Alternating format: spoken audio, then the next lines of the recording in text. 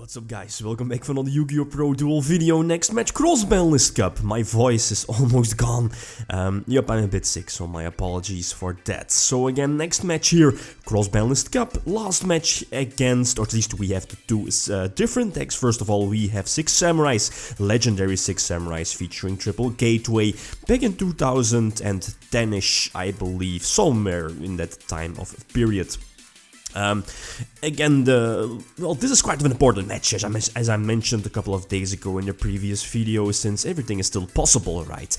But again, 6 Samurai needs to win this one, 2-0, and then it should be clear that 6 Samurai will move on to the top 16.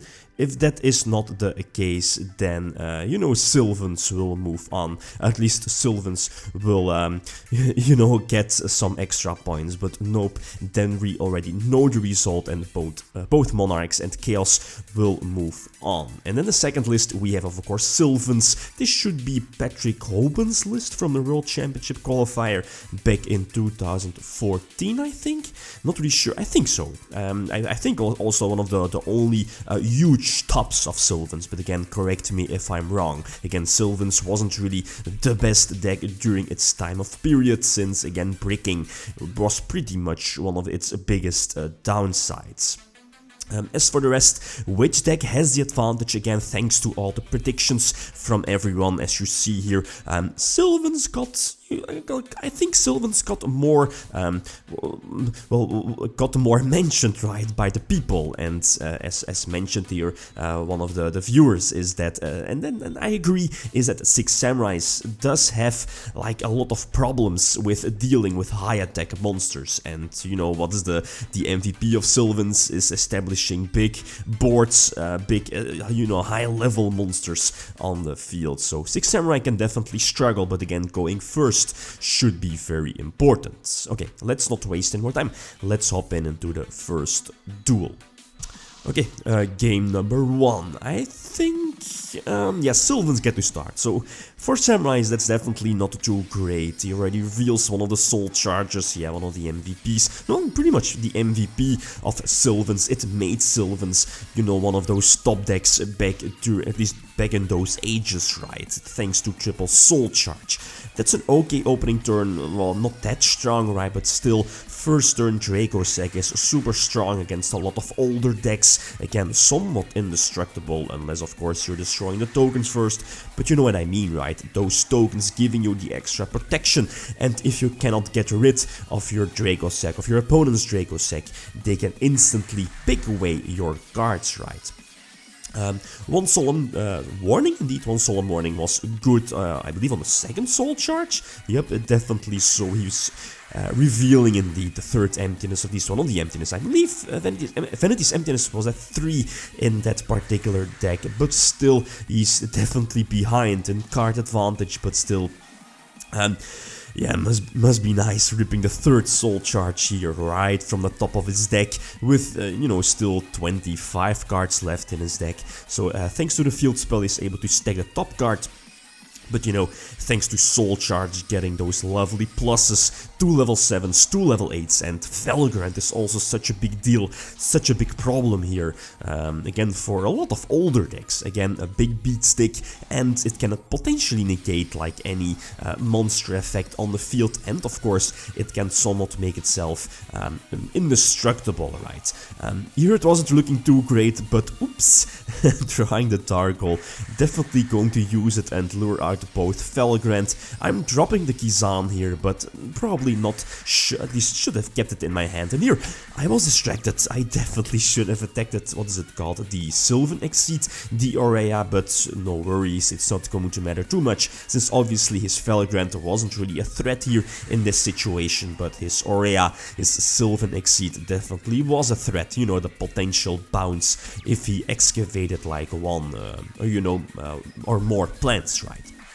But again, didn't really matter that much, and as you see, 6 Samurai isn't really the deck that's good at the top decking. Not really sure if I did have an out here, maybe Monster Reborn to put a 3k beatstick on the field. Not really sure if there is a 3k beatstick in both players' graveyards. I don't think so, so I was never able to attack for a game, and as expected, as I believe we saw earlier, was it off of the Curry Bandit? I think so. Yeah, he definitely had that fertilizer set, and yep, this is again more than enough to attack for a game. So a well thought out grind game, but I think Sylvans deserved this one with triple soul charge. So game number 2, 6 Samurai start off with the gateway, having access to at least one gateway, and or united, you should be in a very good position, right? So again, get those searches, drop the Kizan as well. I might, well, maybe searching out, is it Kagemusha the tuner? The level 2 tuner might have been better, but still having hand of the 6 Samurai, I believe it's Enishi,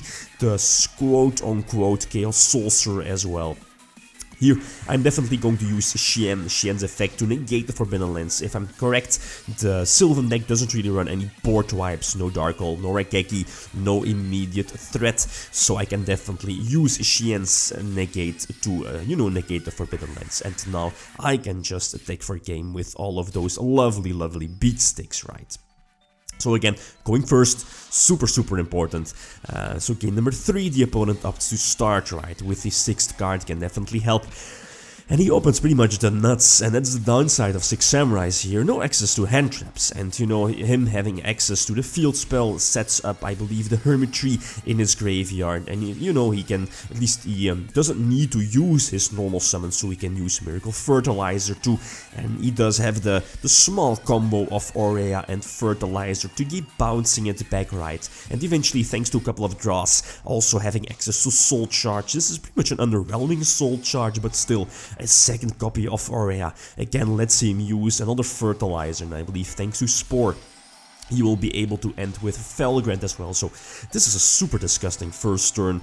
Again, having Felgrant, double Fertilizer are alive. Again, if his monsters are destroyed, both Fertilizers will still stay on the field for the most obvious reasons, right? 2 sets, so we can definitely expect them to be, you know, like Vanity's Emptiness, right? There it is, that's all good. I still have an out, still have an option here in the form of Mirror Force, but he still has the Aureas to bounce back cards on the field. You know, it's pretty much like a Draco Sag, but again, depending on the situation, it might be better, right? Bouncing back those Fertilizers.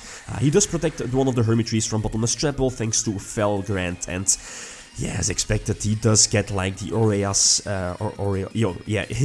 indeed Aureas effect to bounce back a couple of cards, and now he's able to attack for a game. So, a bummer, but as I felt before the match started and during the games, is that, you know, as expected, as I mentioned before, 6 Samurais do have problems dealing with high attack monsters, and again, if going second, that is, Sylvans can establish their board, do have enough consistency and speed to, you know, draw into Soul Charge, and having like a big Soul Charge life first turn for Sylvans, that's definitely somewhat common, right?